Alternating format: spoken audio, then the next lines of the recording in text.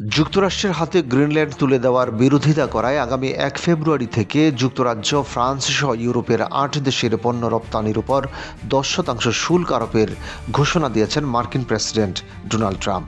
তিনি হুমকি দিয়েছেন, যদি আগামী জুনের মধ্যে ডেনমার্ক যুক্তরাষ্ট্রের কাছে গ্রিনল্যান্ড বিক্রি না করে তাহলে এসব দেশকে ২৫% শুল্ক গুনতে হবে। এদিকে গ্রিনল্যান্ড ইস্যুতে যুক্তরাষ্ট্রের প্রেসিডেন্ট ডোনাল্ড ট্রাম্প ইউরোপীয় মিত্রদের উপর শুল্ক আরোপের হুমকি দেওয়ায় ইউরোপীয় ইউনিয়ন বা ইইউ নজিরবিহীন অর্থনৈতিক পাল্টা ব্যবস্থার দাবি উঠেছে। রবিবার এই ব্লকের নেতারা ইইউর অ্যান্টি কোয়ারশন ইনস্ট্রুমেন্ট বা এসিআই নামে পরিচিত বিশেষ ব্যবস্থা সক্রিয় করার আহ্বান জানিয়েছেন। এর আগে অতীতে কখনো এই ব্যবস্থা প্রয়োগের নজির নেই ইউরোপে।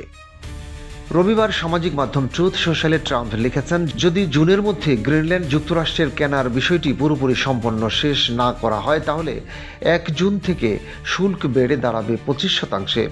এর একদিন আগে ট্রাম্প হুমকি দিয়েছিলেন, ইউরোপের যেসব দেশ গ্রিনল্যান্ড বিক্রির ক্ষেত্রে বাধা দিচ্ছে তাদের উপর শুল্ক আরোপ করা হবে। গ্রিনল্যান্ড ডেনমার্কের একটি বিশাল স্বায়ত্তশাসিত আর্কটিক অঞ্চল। বরফে ঢাকা গ্রিনল্যান্ড প্রাকৃতিক সম্পদে ভরপুর। ট্রাম্প দাবি করে আসছেন, জাতীয় নিরাপত্তার জন্য তার ডেনমার্ক প্রয়োজন।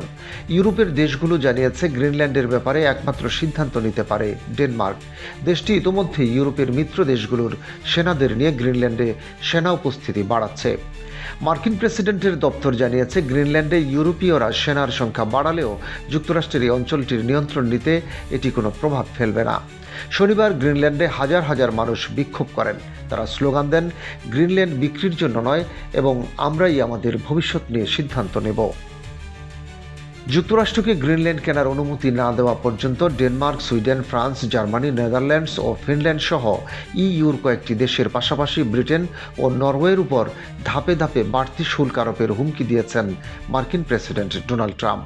এসব দেশ ইতোমধ্যে ১০ থেকে ১৫% মার্কিন শুল্কের আওতায় রয়েছে। গ্রিনল্যান্ডে পশ্চিমা সামরিক জোট ন্যাটোর মহড়ায় সীমিত সংখ্যক সৈন্য মোতায়েন করায় ট্রাম্প ওই শুল্ক আরোপের ঘোষণা দিয়েছেন। ট্রাম্পের হুমকির পর ইইউর সভাপতি দেশ সাইপ্রাস ব্রাসেলসে রাষ্ট্রদূতদের জরুরি বৈঠক আহ্বান করেছে।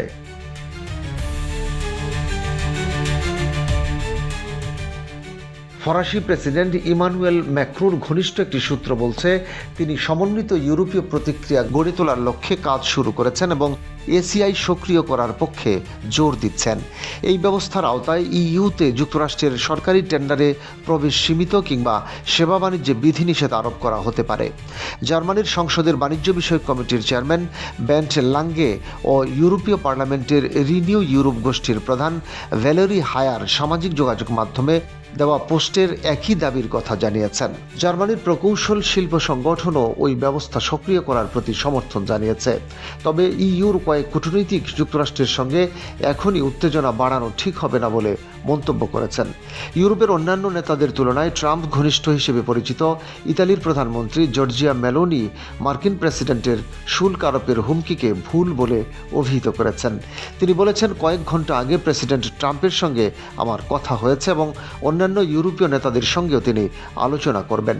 ইতালি এখন পর্যন্ত গ্রিনল্যান্ডে কোনো সৈন্য পাঠায়নি। ব্রিটেনের সংস্কৃতি বিষয়ক মন্ত্রী লিসা নেন্ডি বলেছেন, মিত্রদের যুক্তরাষ্ট্রের সঙ্গে কাজ করেই সমাধান খুঁজতে হবে। তিনি জোর দিয়ে বলেন, গ্রিনল্যান্ড বিষয়ে আমাদের অবস্থান আলোচনাযোগ্য এবং বাকযুদ্ধ এড়ানোই সবার উদ্দেশ্য।